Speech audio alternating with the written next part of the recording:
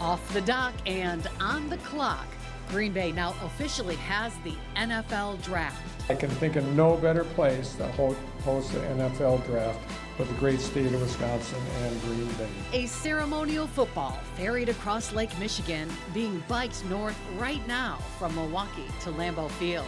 Bicycling is a big part of the state of Wisconsin, just like football is. And so to be able to combine the two together, it's a great opportunity to just be a part of it. Our countdown to the draft coverage tops Action 2 News at 5. And good evening. Thanks for joining us tonight. 345 days and counting until the 2020-25 NFL Draft, of course, hosted right here in our backyard. Last month's draft held in Detroit today. Michigan passed the baton to Wisconsin in the form of a special football, of course. Tonight, team coverage is focused on our countdown to the draft coverage. We start in Milwaukee with Emerson Lehman, where the handoff between the states took place. The ball has been handed off, the play underway. That draft football on its way to Titletown after an early morning trip over the choppy waters of Lake Michigan to the shoreline here in Milwaukee. The Lake Express ferry taking the handoff from Michigan and delivering that ball safely to Wisconsin. Now, the draft isn't just bringing excitement to Green Bay and the state of Wisconsin.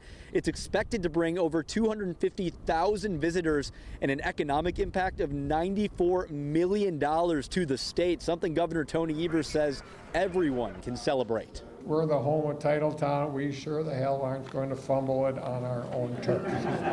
After rocking and rolling from Detroit across the lake, that football now on more solid ground as it makes its way toward Titletown. Reporting in Milwaukee, Emerson Lehman, Action 2 News. Thanks, Emerson. That pedal to the draft still underway hours after that handoff in Milwaukee. Brittany Schmidt following along the trail. She joins us now live in the newsroom with the path so far. And here's that pedal to the draft path from Milwaukee, starting with the ferry handoff to Titletown. Some pit stops, of course, along the way. Brittany? Bill, the bikers are a couple of hours into their long trek, about 140 miles from Milwaukee to Titletown, with some historic pit stops along the way. Here's an aerial view of their first stop with the ceremonial football in hand, the Summerfest grounds. We are just 36 days away from the annual major music festival in Milwaukee. Next, they stopped at the Milwaukee Art Museum for a quick photo opportunity, home of 30,000 works of art.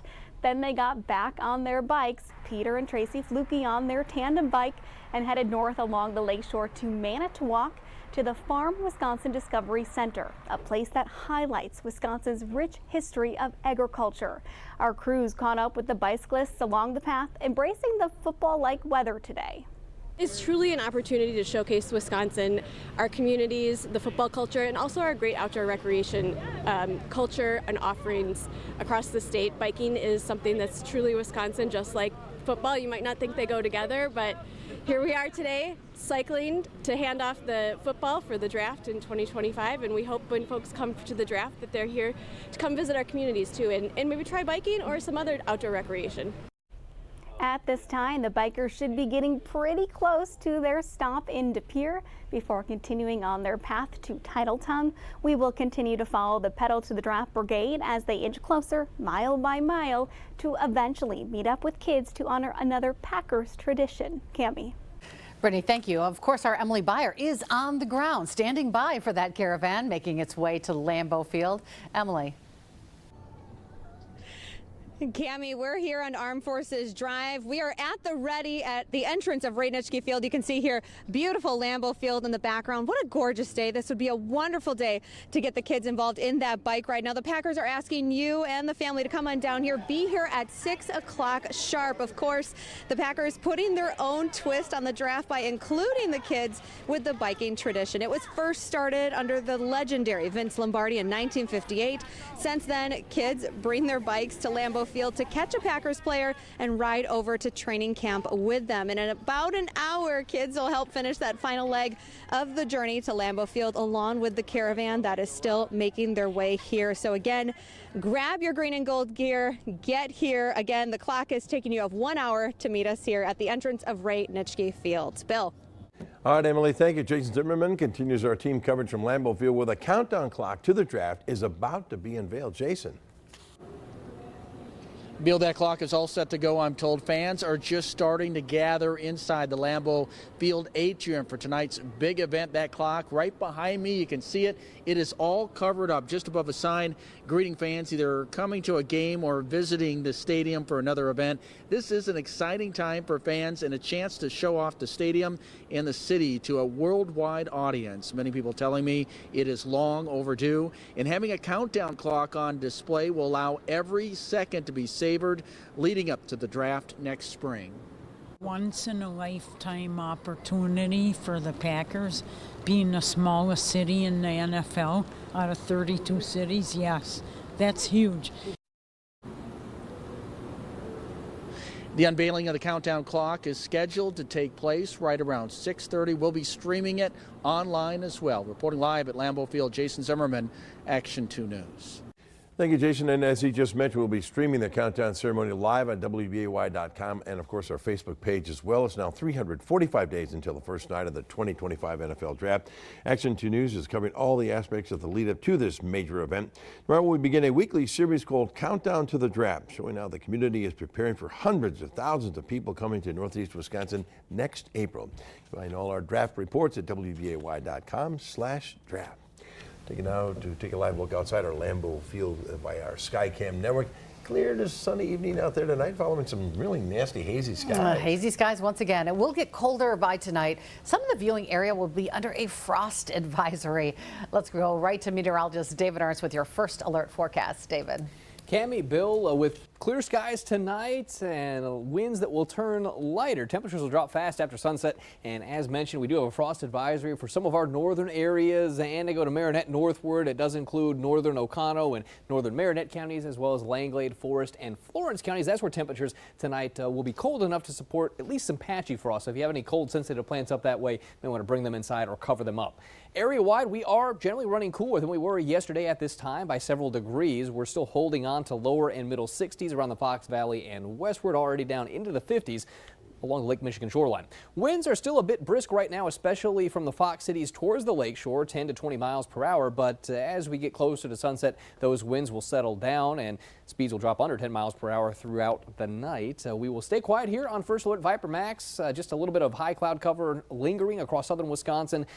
You see some signs of our next weather maker, far left-hand corner of your screen, a few rain showers coming out of the Dakotas. Eventually, that system will find us on Thursday. But as far as the evening goes, quiet conditions can be expected with a quick cool down once the sun sets. We'll talk more about warmer weather on the way, and our next weather maker brings some rain showers and storms on Thursday. Details coming up.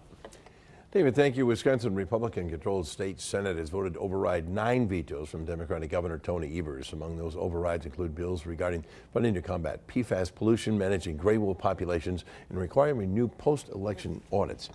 Democrats say the Senate's efforts will ultimately be fruitless, while Republicans say they want their opponents to stop playing politics with serious issues. We shouldn't be here today wasting time on vetoes that you all know are going to be sustained. This is a political chess game for the Democrats and the governor. You're playing with people's lives and their investments and their families. And it's time to stop. 2/3 of both the state Senate and the Assembly must vote to override the vetoes. There are no immediate plans for the Assembly to hold a vote regarding the matter. Meanwhile, Governor Evers issuing an executive order for a special election for the 8th Congressional District following the resignation of Mike Gallagher. That district includes Green Bay and much of northeast Wisconsin. The election will be held November 5th, coinciding with the general election for that district. The winner of the special election would serve in Congress for less than 2 months, which would be then followed by the official swearing in of the winner of the general election on January 3rd. Nomination papers can be submitted to the Wisconsin Elections Commission on June 1st. Grand Chute police officers are preparing for a special memorial tonight to honor officers who lost their lives in the line of duty. Candlelight Vigil is part of National Police Week, which highlights the work and sacrifices of law enforcement. Emily Riley is live at the Appleton Alliance Church, where the organizers there are setting up the event right now. Emily. Bill and Cammie, this ceremony will honor the 118 officers killed in the line of duty last year. nationally, including the 4 police officers from Wisconsin who lost their lives. Their names have been etched in the National Law Enforcement Officers Memorial in Washington, D.C., joining over 24,000 officers who made the ultimate sacrifice. Officer Dylan Davis from the Grand Chute Police Department says this candlelight vigil tonight will pay tribute to the fallen officers and honor their memory. He says it's personal for some officers here who knew and worked with those who were killed while protecting and serving their communities. We all go out on the road every day and we're taking calls for service and things like that, and you never know what any type of call that you take is going to turn into. So it's important for us to remember and honor those officers who paid the ultimate sacrifice. The ceremony here at the Appleton Alliance Church will run from 6 to 8 p.m. tonight and is free to the public. Reporting live in Grand Chute, Emily Riley, Action 2 News. At midnight tonight, but we are going to be looking at some northern areas potentially slipping into the 30s by that time. We have some rain showers ongoing to our south. That system will stay to our south, but our next weather maker taking shape back here to the Dakotas, back into Nebraska, and that's going to be the source region for our next round of rain and storms. As far as tonight goes, clear skies to be expected, a quiet night. A little on the chilly side up north. We'll be in the low to mid 30s there, so some patchy frost is possible, but around the Fox Valley, low to mid 40s to be expected, so no frost. We do have a frost advisory for Langlade, Forest, Florence counties, as well as northern parts of Marinette and Oconto counties. So that's where frost would be most likely. We will see generally clear skies overnight, so plenty of sunshine as we get into your Wednesday morning. Winds through the day overall should be lighter than today. They'll be out of the north and the northeast with speeds around 10 miles per hour, maybe some gusts of 15 or 20. A few high thin clouds at times into the afternoon, but it should go down as a mostly sunny day. Temperatures will be into the upper half of the 60s away from Lake Michigan. Could see some low 70s, Fox Cities and westward. Along the lakeshore, though, we will run cooler, upper 50s to middle 60s there. We'll put your severe weather outlook in the low category as our next weather maker gets in on Thursday. Friday and Saturday, both days could feature a stray storm popping up in the afternoon, but chances are relatively low. And then we could see a little bit more widespread rain coverage there on Sunday. But our next weather maker, again, it gets into the area on Thursday. So here's a first alert on that. We will see some potential rain showers passing through during the morning. It's by the afternoon, though, that you'll see those yellows, oranges, reds on there indicating the heavier rainfall. That's when we could see a few thunderstorms push on through the area.